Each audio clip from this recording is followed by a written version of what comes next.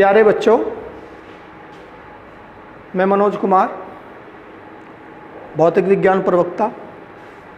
आज मैं आपका अगला टॉपिक लेता हूं। सेलों के संयोजन के दो टॉपिक आप पढ़ चुके, श्रेणी क्रम और समांतर क्रम। इसका तीसरा पॉइंट है मिश्रित क्रम। मिश्रित क्रम में हम सेलों को जोड़ेंगे, श्रेणी क्रम में भी और समांतर क्रम में भी। देखते हैं उन्हें कैसे जोड़ेंगे, क्योंकि सेलों को जोड़कर ही बैटरी बनाई जाती है। इसकी चर्चा मैं पहले वीडियो में कर चुका। मिश्रित क्रम के बारे में देखते हैं कैसे करेंगे। देखिएगा, ये मेरे पास कोई, आप सेल का नोटेशन तो जानते ही हैं। ये सेल है, इसका आंतरिक प्रतिरोध R है, तो ये विद्युत वाहक बल इसका E है। फिर ये कोई दूसरी सेल है, इसका भी विद्युत वाहक बल E है और आंतरिक प्रतिरोध R है। ऐसे ही कोई तीसरी सेल है और इसका भी विद्युत वाहक बल E और आंतरिक प्रतिरोध r है। ऐसे ही हम एक सेल, दूसरी सेल, तीसरी cell, dot dot dot dot dot dot, ऐसे ही हम यहाँ जोड़ेंगे NV सेल कोई।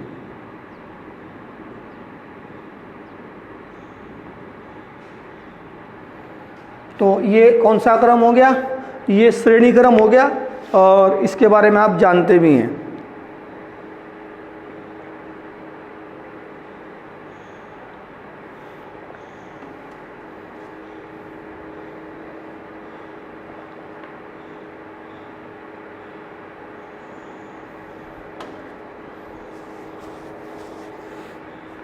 अब बच्चों, ऐसे ही हमने यहाँ कितनी सेल जोड़ दी? N सेल जोड़ दी।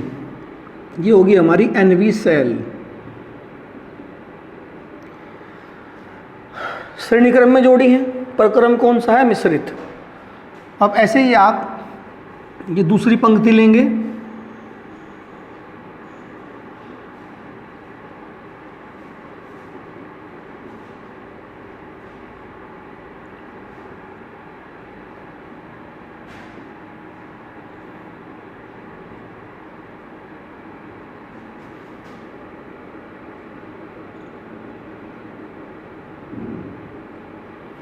ऐसे ही आप तीसरी पंक्ति लेंगे,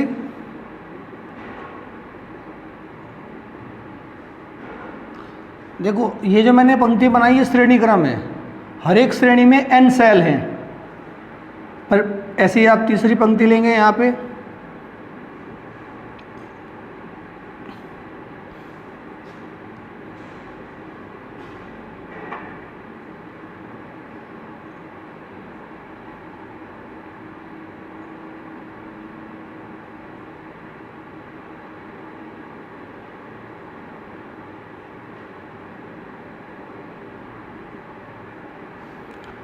तो ये पहली पंक्ति जिसमें N सेल, फिर दूसरी पंक्ति जिसमें N सेल, फिर तीसरी पंक्ति जिसमें N सेल, फिर ऐसे ही चौथी पंक्ति आएगी, ऐसे ही पांचवी आएगी, ऐसे ही छठी आएगी।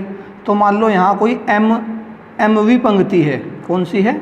MV पंक्ति।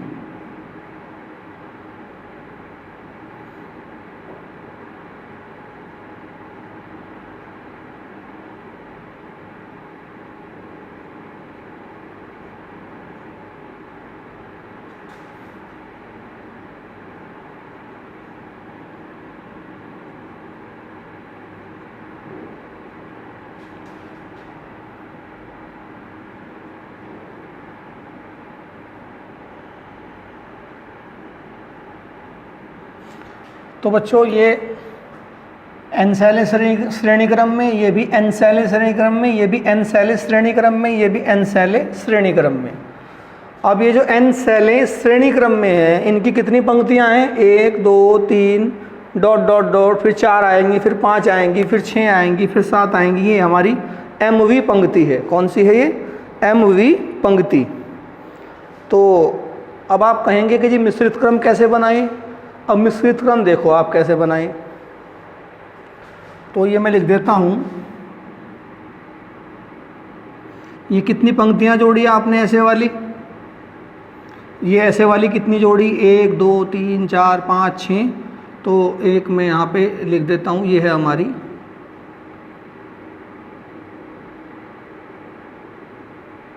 mवी पंक्ति।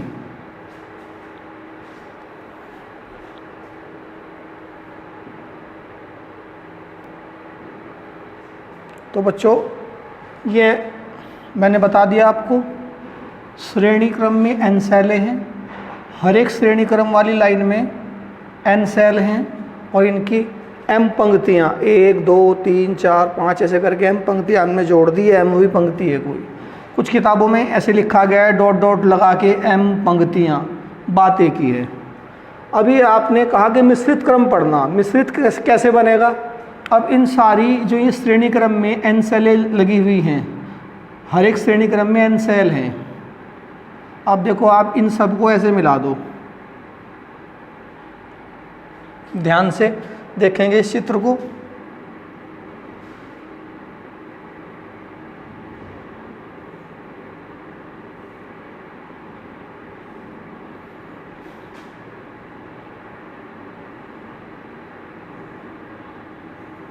ये देखो, अब ये जितनी भी ये m पंक्तियाँ थी, m पंक्तियाँ आपकी समांतर क्रम में जुड़ गई। किस में जुड़ गई? समांतर क्रम में। पहली पंक्ति का, पहले वाली पंक्ति का पहला सिरा एक बिंदु से, दूसरे वाली पंक्ति का दूसरा सिरा एक बिंदु से, तीसरी वाली पंक्ति का पहला सिरा एक बिंदु से, और तीसरी वाली, चौथी वाली, पांचवी, ऐसे ही जो हमारी mवी पंक्ति है उसका भी पहला सिरा एक बिंदु से। ऐसे ही सभी पंक्तियों के दूसरे सिरे एक बिंदु से जुड़ गए, तो ये बन गया समांतर क्रम। तो ये बना मिश्रित क्रम। मिश्रित क्यों बना? क्योंकि देखो इसमें ऐसे देखा जाए तो n सेलें श्रेणी क्रम में लगी हुई हैं, ऐसे देखो श्रेणी क्रम में लगी हुई हैं n सेलें, और ये जो हमारे पास श्रेणी क्रम है सेलों का, इसी श्रेणी को फिर समांतर में जोड़ा गया है। तो मान लो ये सारी सेलें मिलकर किसी बाह्य प्रतिरोध R में धारा दे रही हैं। क्या कर रही हैं ये सेलें मिलके?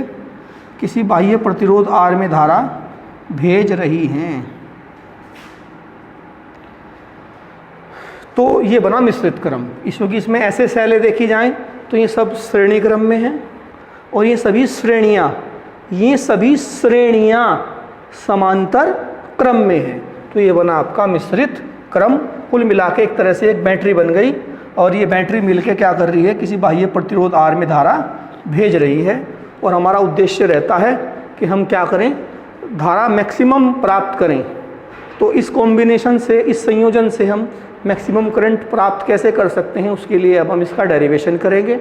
आप इसकी यहाँ तक की थ्योरी की 2 लाइनें मैं बोल देता हूँ, वो लिख लीजिए, इस चित्र को बना लीजिए, फिर मैं इसे मिटाऊँगा। तो लिखिए, इसकी थ्योरी लिखिएगा। माना विद्युत वाहक बल E तथा आंतरिक प्रतिरोध स्मॉल r की कैपिटल N सेलें, कैपिटल N का मतलब टोटल नंबर ऑफ सेल, जितनी भी सेल लग रही सारी गिन के, कैपिटल N सेलें मिश्रित क्रम में जुड़ी हैं। प्रत्येक पंक्ति में स्मॉल n सेलें श्रेणी क्रम में जुड़ी हैं तथा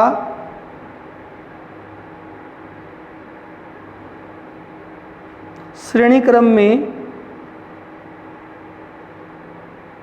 जुड़ी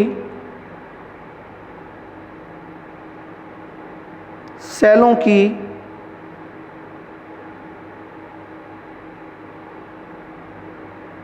m पंक्तियां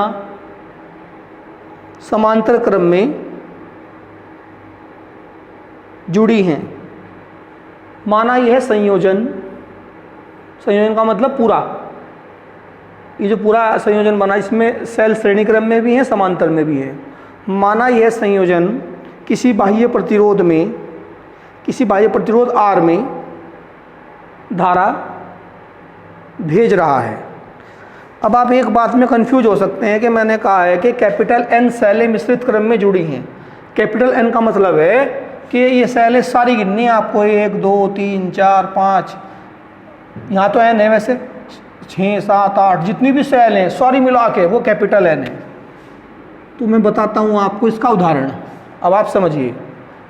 मान लो हर एक लाइन में 5 सेलें हैं, हर एक लाइन में 5 सेलें हैं, तो n बराबर तो हो गया 5। मैंने कहा था ना हर लाइन में स्मॉल n सेल है, हर लाइन में स्मॉल n सेल हैं, हर लाइन में स्मॉल n सेल है। मान लो इसमें 5 सेल लगी हुई हैं, तो n का मान 5 हो गया। और इसमें ऐसे करके मान लो 5-5 सेलों की 4 पंक्ति जुड़ रही। क्या कहा मैंने? 5-5 सेलों की मान लो कितनी पंक्ति जुड़ रही, कितनी जुड़ रही?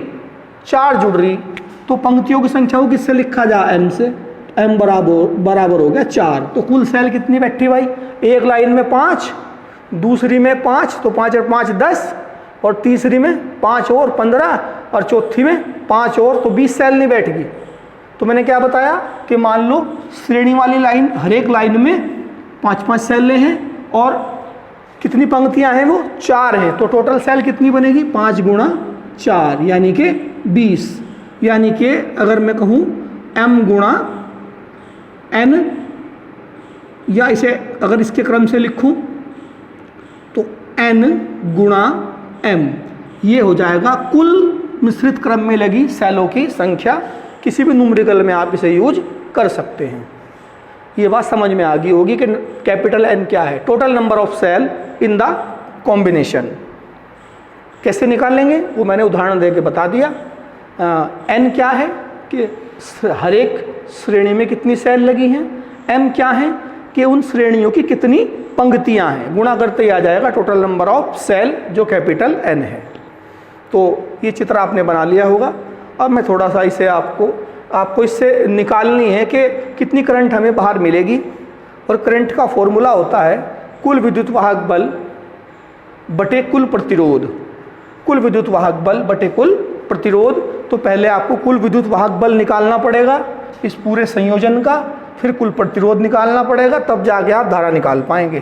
तो चलो निकालते हैं इसका हम। देखते हैं इसमें कुल कितना विद्युत वाहक बल बनेगा और कुल कितना प्रतिरोध बनेगा इस कॉम्बिनेशन का।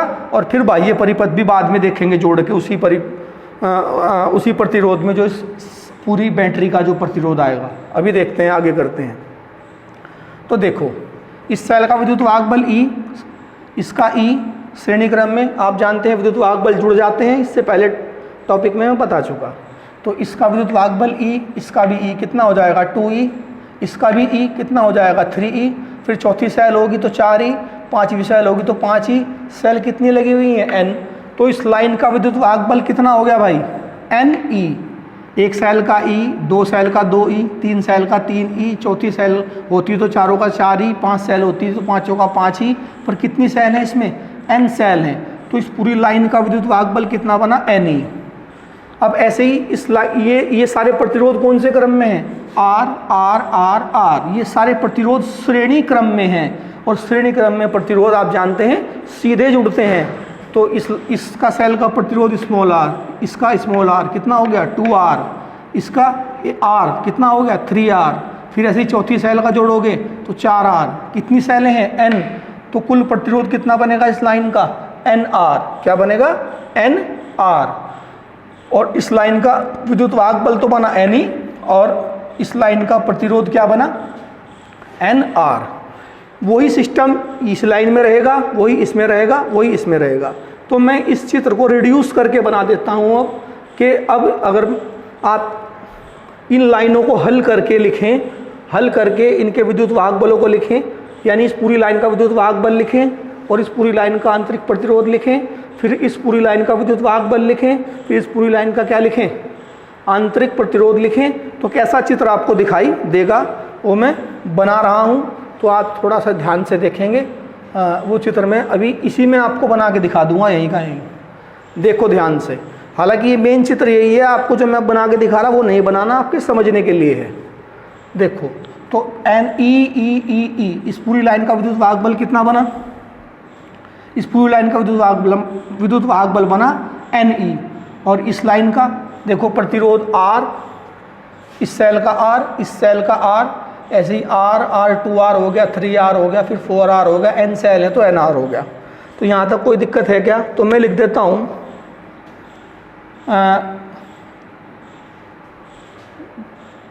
देखता हूँ मैं, तो यहाँ लिखता हूँ प्रत्येक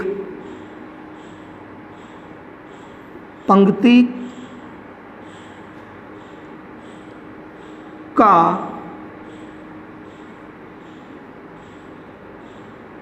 वैद्युत वाहक बल प्रत्येक पंक्ति का, देखो ई ई ई ई कहाँ तक, एन तक, तो एन ई, तो इस पूरी लाइन का विद्युत वाहक बल कितना बना, एन ई। ऐसे इस पूरी का भी क्या बनेगा, एन ई। इस पूरी का विद्युत वाहक बल भी क्या बनेगा, यहाँ ई लिख लेना भाई। तो प्रत्येक पंक्ति का विद्युत वाहक बल बना एन ई। अब प्रत्येक पंक्ति का प्रतिरोध देख लो, आर आर आर श्रेणी क्रम में है तो सीधे जुड़ जाएंगे। प्रत्येक पंक्ति का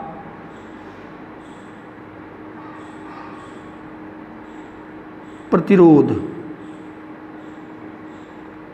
बराबर एन आर। तो ये आपको क्लियर हो गया। तो अब मैं क्या करता हूँ, अब मैं इसे बना के दिखा देता हूँ आपको। देखो कैसे, इन सबको, इस लाइन को हटा दो और इस लाइन के स्थान पे अब बताओ, ये जो सब सेल थी, इन सब सेल को ऐसे दिखा दो, प्लस माइनस ऐसे करके। जब आप इसे ऐसे दिखा देंगे तो ये इन सब का, ये सारी सेल आ गई मान लो इसमें जिस लाइन में थी, ठीक है भाई, डॉट डॉट लगा सकते हैं, केवल समझाने के लिए है, चित्र तो मेन आपने समझ लिया। तो इन सब सेलों का, जो ये सेल थी, देखो ये सारी की सारी इस लाइन में जो थी, इन सब सेलों का विद्युत वाहक बल कितना बन गया, एन ई। और इन सब सेलों का जो आंतरिक प्रतिरोध बन गया, सारी जो इस लाइन में थी, वो बन गया एन आर। ऐसे ही इस लाइन को मैं रिड्यूस करके दिखाता हूँ, आपको समझ में अच्छा आ जाएगा आपकी, और कोई बात नहीं है इसलिए बता रहा। Plus minus. अब आप कहोगे तो दो ही लगा रखे, दो नहीं है, ये पूरी लाइन की सेलें हैं। केवल आपको समझाने के लिए मैंने ऐसा करा। ये बॉक्स इसलिए बना रहा हूँ कि आप पूरी लाइन की सेलों को समझें। तो इस पूरी लाइन का भी विद्युत वाहक बल क्या बनेगा, एन ई बनेगा। और इन पूरी लाइन की सेलों का प्रतिरोध भी क्या बनेगा, एन आर बनेगा। ऐसे ही मैं इस लाइन को दिखाता हूँ, केवल जस्ट आपको समझाने के लिए, वरना इस चित्र की जरूरत नहीं है, मैं बार बार कह रहा हूँ।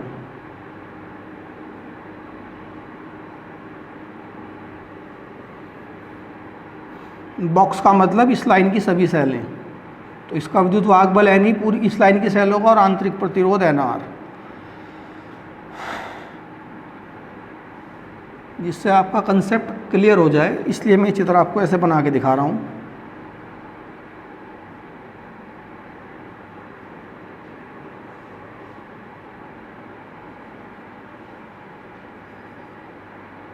विद्युत वाहक बल इनका भी एन ई बना और आंतरिक प्रतिरोध बना एन आर। तो अभी इस तरह का सिस्टम हो गया।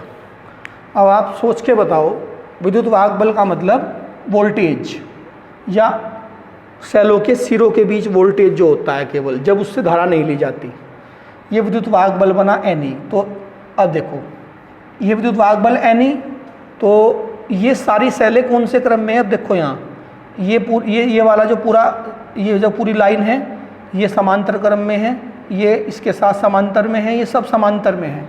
और आप जानते हैं समांतर क्रम में विद्युत वाहक बल एक समान रहता है। फिर से, समांतर क्रम में विद्युत वाहक बल एक समान रहता है। अगर एक सेल का विद्युत वाहक बल एन ई है, यानी कि इसके सिरों के बीच विद्युत वाहक बल अगर एन ई है, तो इसके सिरों के बीच भी एन ई होगा, इसके सिरों के बीच भी एन ई होगा, इसके सिरों के बीच भी एन ई होगा। तो ये आप समझ लें कि ये सारी सेलें अब समांतर क्रम में हैं, तो इनके सिरों के बीच जो विद्युत वाहक बल होगा, वो विद्युत वाहक बल एन ई ही होगा। तो इस बात को मैं आपको लिखवा देता हूँ।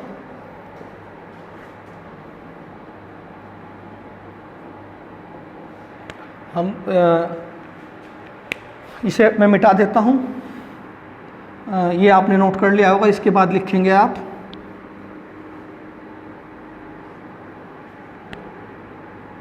चूंकि, लिखिए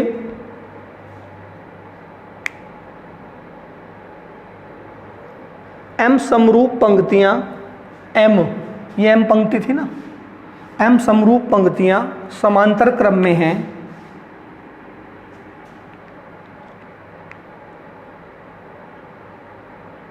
अतः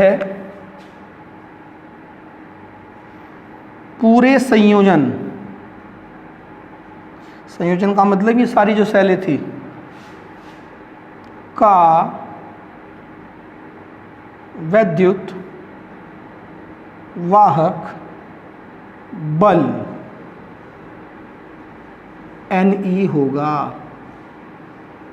अगर यहाँ मान लो 12 वोल्ट हैं तो यहाँ भी 12 ही वोल्ट होंगे, यहाँ भी 12 ही होंगे और यहाँ भी 12 ही होंगे। समांतर क्रम में सिरों पर वोल्टेज नहीं बदलता, विद्युत वाहक बल नहीं बदलता। ये बात आपकी समझ में आ गई होगी। अब आप इस चित्र को ध्यान से देखिएगा। अब ये जो प्रतिरोध NR है, ये वाला प्रतिरोध NR है, ये वाला प्रतिरोध NR है, ये वाला प्रतिरोध NR है, ये सब समांतर क्रम में है। और समांतर क्रम में कैसे निकालते हैं आप जानते हैं, समांतर क्रम में प्रतिरोध निकालने का तरीका। तो हम लिखेंगे यहाँ के बाद, नीचे की लाइन के बाद आप यहाँ से लिखिएगा पूरे संयोजन का मतलब सेलों के संयोजन की बात हो रही है, का प्रतिरोध, मान लीजिए वो R डैश है, यानी कि ये जो सारी सेलों के प्रतिरोध है ना, ये वाले NR ये मिला के सब क्या है R डैश है। तो आप इन्हें निकालिए, बताओ समांतर क्रम में कैसे जोड़ें। पहली से लाइन का प्रतिरोध हो गया NR, फिर दूसरी का NR, फिर तीसरी का NR, ऐसे ही चौथी लाइन का NR, पांचवी का NR। कहाँ तक जाएं, कितनी पंक्तियां हैं, M हैं। तो क्या लिखेंगे हम इसमें लिखेंगे हम, कहाँ तक जोड़ेंगे इसे, M बार भाई एक पंक्ति का प्रतिरोध 1/NR करके जुड़ेगा, चूँकि ये सब जो है समांतर में है। फिर दूसरी पंक्ति का प्रतिरोध, फिर तीसरी का, चौथी का, कितनी पंक्तियां M है ना, तो M तक जाओगे ना तो 1/NR जुड़ के 2/NR, फिर जुड़ के 3/NR, कहाँ तक जाना, M तक। तो 1/R डैश बराबर क्या हो गया भाई, M/NR। ब्रज गुणा करके R डैश की वैल्यू क्या आ गई भाई, NR/M। तो ये हो गया भैया कि जो आपने सेलों का पूरा मिश्रित क्रम बनाया था,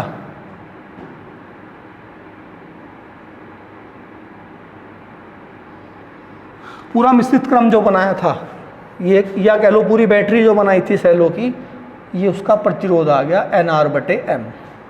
अब मैं इसे कैसे दिखाऊं, पूरी बैटरी का विद्युत वाहक बल तो N ही हो गया और पूरी बैटरी का प्रतिरोध कितना हो गया, NR/M हो गया। तो अब इस चित्र को कैसे दिखाया जाए और छोटा करके वो देख लीजिए।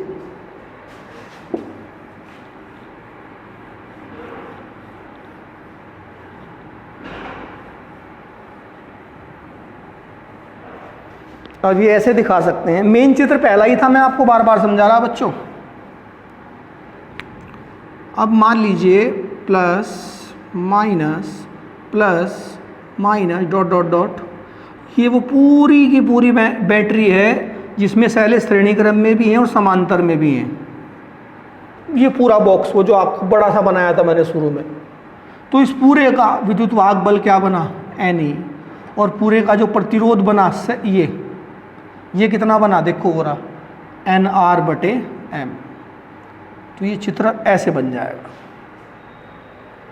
मुझे उम्मीद है कि आपको चित्र समझ में अब आ गया होगा।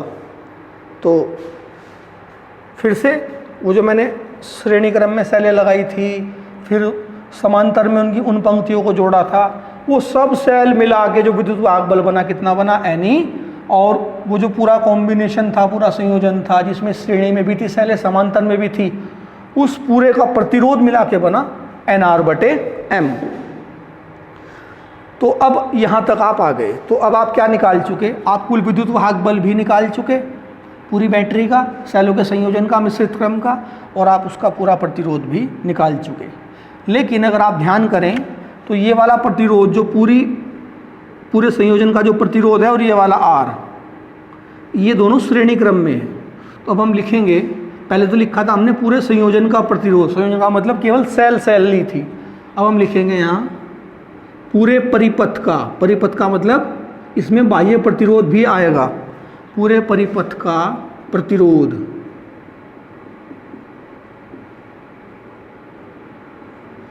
वो होगा भाई, मान लीजिए वो है हमारा आर टी फॉर टोटल। ये और ये कौन से क्रम में है, श्रेणी में है, तो सीधे जोड़ेंगे R dash plus R dash की वैल्यू आप जानते हैं N R upon M plus R. अब ये हमारे पास आ गया आर टी, इसका आप लघुत्तम ले सकते हैं, जो ये एम आ गया ये बना N R plus M R. ये हो गया भैया पूरे परिपथ का, सेलों का भी प्रतिरोध प्लस बाह्य भी। तो अब हम देखेंगे कि ये सेल, मैं इसे मिटा देता हूँ, ये जो सेलों का जो संयोजन है ये कितनी करंट बाह्य प्रतिरोध को देगा। तो करंट का फॉर्मूला आप जानते हैं, आई बराबर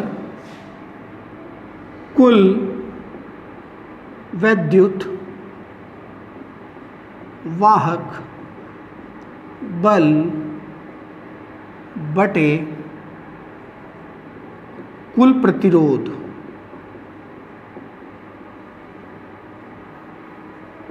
कुल विद्युत वाहक बल आप निकाल चुके थे अभी, वो था एन और कुल प्रतिरोध भी आप निकाल चुके जो है N R plus M R बटे एम।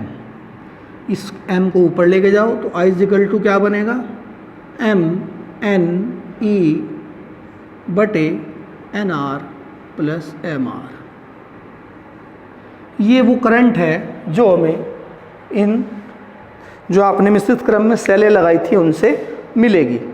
अब हमें देखना है ये करंट मैक्सिमम कब होगी और ये करंट मिनिमम कब होगी। थोड़ा सा टिपिकल अभी यहीं से शुरू होगा। देखो जो हमने श्रेणी क्रम पढ़ा था सेलों का और समांतर क्रम पढ़ा था, उसमें तो हमने प्रतिरोधों के हिसाब पे तुलना कर दी थी कि बाह्य प्रतिरोध ज़्यादा है तो क्या होगा, आंतरिक प्रतिरोध ज़्यादा है तो क्या होगा। लेकिन यहाँ ऐसा कुछ नहीं है, क्योंकि यहाँ एन की गुणा आर से हो रही है, एम की गुणा आर से हो रही है, एम गुणा एन हो रहा है, तो यहाँ वो सिस्टम नहीं चलेगा। थोड़ा सा आप गणित पे ध्यान देंगे, आप इसे गणित से समझेंगे, क्योंकि गणित के बिना ये डेरिवेशन आप नहीं समझ सकते। तो बहुत ध्यान से आप समझेंगे, ज़रा ध्यान से। हमें चाहिए, हमारा उद्देश्य है कि जो हमने सेलों का समूह बनाया था, संयोजन बनाया था मिश्रित क्रम का, तो हमारा उद्देश्य है कि हम उससे करंट अधिकतम लें, धारा अधिकतम लें। तो गणित वाले बच्चे जानते हैं ये करंट मैक्सिमम कब होगी, ये तब मैक्सिमम होगी जब ये टर्म मिनिमम हो, जब नीचे वाली टर्म क्या हो, मिनिमम हो। जब ये टर्म मिनिमम होगी तो करंट क्या होगी, मैक्सिमम होगी। ये बात आप जानते हैं। जितना इस टर्म को कम से कम कर दोगे उतना आई मैक्सिमम मिलेगा, जितनी ये कम से कम होगी उतना आई मैक्सिमम होगा। और हमारा उद्देश्य है कि हमें आई कैसा हो, मैक्सिमम प्राप्त हो। तो अब हम लिखेंगे, आप लिख लीजिएगा। समीकरण 1 से स्पष्ट है कि बाह्य प्रतिरोध में धारा अधिकतम तभी होगी जब N R plus M R न्यूनतम हो। क्या हो, न्यूनतम हो। जब ये न्यूनतम होगा तो ये आई क्या होगा, मैक्सिमम हो जाएगा। अब इसे थोड़ा सा आप इसका रूप बदल के लिखना चाहेंगे, कैसे लिखेंगे जरा देखना। अब लिखेंगे हम N R plus M R को निम्न प्रकार से लिख सकते हैं। ये तरीका है मैथमेटिक्स से आपको रिजल्ट निकालने का। कैसे लिखेंगे देखिएगा, N R plus M R को कैसे लिखेंगे, बहुत ध्यान से समझना। अगर मैं कहूँ एन आर पे वर्गमूल लगाओ और उसका स्क्वायर कर दो, तो बताओ वर्ग से वर्गमूल हट जाएगा, ये अब भी एन आर है। फिर मैं कहूँगा कि एम आर पर वर्गमूल लगाओ और उसका भी स्क्वायर कर दो, तो इसका मतलब ये एम आर है, वही सेम टर्म है। और इसमें -2 एन आर और एम आर जोड़ घटा दो और 2 एन आर और एम आर जोड़ दो। तो देखो ये तो इससे कट के बात बराबर हो जाएगी, ये कट जाएंगे, इनके वर्ग से वर्गमूल हट जाएंगे, तो अब भी ये टर्म यही रहेगी जिनके पास गणित है। वर्ग से वर्गमूल हटेगा, वर्ग से वर्गमूल हटेगा, इससे ये कटेगा, तो वही ये टर्म अब भी वही है, लिखने का तरीका अलग है केवल। तो N R plus M R का जो मान आया वो क्या बना, यहाँ तक इसे आप एक फॉर्मूला बना लो, A square plus B square minus 2ab पढ़ा होगा आपने, A square plus B square minus 2ab, तो फॉर्मूला बनेगा एन आर, ये ए है और एम आर ये है हमारा बी है, तो इसका होल स्क्वायर। आप इसे देखो A square plus B square minus 2ab बन जाएगा, और यहाँ जो बचा वो क्या बचा हमारा, एन आर और एम आर। अब बहुत ध्यान से समझने की बात है भाई, यहीं पे ये थोड़ा सा टिपिकल डेरिवेशन है। हमारा उद्देश्य है इसे कम से कम करना, जब ये कम से कम होगा तो ये मैक्सिमम होगी। अब ये कम से कम कब होगा, देखो ये स्क्वायर वाली टर्म है, स्क्वायर वाली टर्म का मतलब है अगर ये वैल्यू 10 है, ध्यान से समझना 10, और ये वैल्यू 6 है, ये मान 6 है, तो 10 में से 6 गया 4, और 4 का वर्ग क्या हो गया 16। ठीक, इसका उल्टा अगर ये 6 है, अगर ये 6 है और ये 10 है तो क्या बचा -4, उसका स्क्वायर करो, और स्क्वायर है तो फिर भी क्या आएगा 16 ही आएगा। तो ये टर्म हमेशा पॉजिटिव रहेगी, ये टर्म हमेशा कैसी रहेगी, पॉजिटिव रहेगी। तो ये टर्म पॉजिटिव रहेगी तो इसका मतलब ये मान हमेशा प्लस का होगा, तो ये मान इसे हमेशा बढ़ाएगा, ये मान इसे हमेशा बढ़ाएगा। जब ये मान इसे हमेशा बढ़ाएगा तो आई कम हो जाएगी। तो हम क्या चाहेंगे कि ये जो ये वाला जो पद है, देखो ये वाला जो पद है जहाँ मैं बार बार आपको बता रहा हूँ, ये पद अगर कम से कम हो जाए, अगर ये पद कम से कम हो जाए, अगर ये पद कम से कम हो जाए तो ये मान घट जाएगा, क्योंकि ये मान इस पे डिपेंड करता है पूरी लाइन पे। तो अगर ये वाला पद कम से कम हो जाए तो ये भी कम से कम होगा। जब ये कम से कम होगा तो आई मैक्सिमम होगी, करंट मैक्सिमम होगी, ये हमारा उद्देश्य है।